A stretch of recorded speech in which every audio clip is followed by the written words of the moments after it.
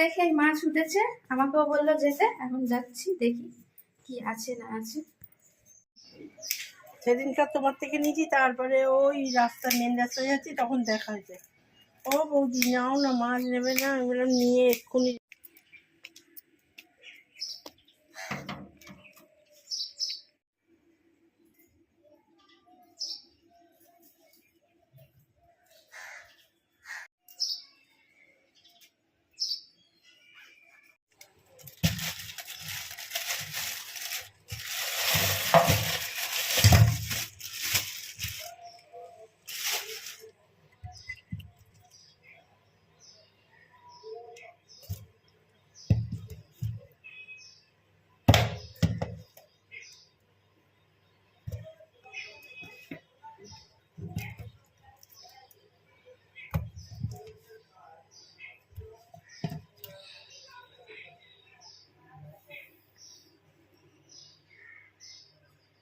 বাবা আর আমি জল নিয়ে আসলাম, নিয়ে এসে এই এখন বেরিয়ে পড়েছি। বললাম বাজারে আসবো, একটু বেলা করেই এলাম, ফাঁকা ফাঁকা হয়ে গেছে।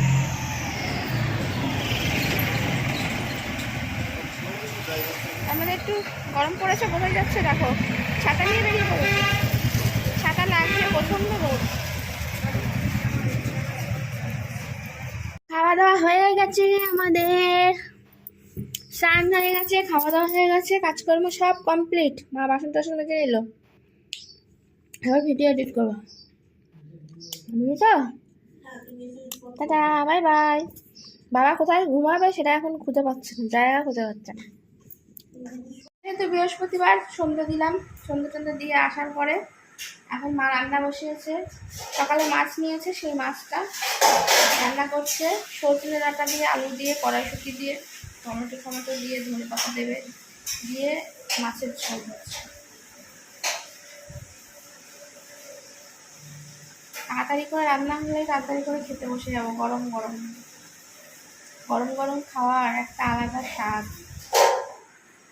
আজকে অনেকটা সময় চলে গেছে, গাছে জল দিলাম, দিয়ে ঠাকুর শুনতে দিলাম, ঠাকুর ঘর মুছলাম, অনেকটা সময় চলে গেছে। তাই জন্য এখন তোমাদের সঙ্গে কথা বলতে আসলাম।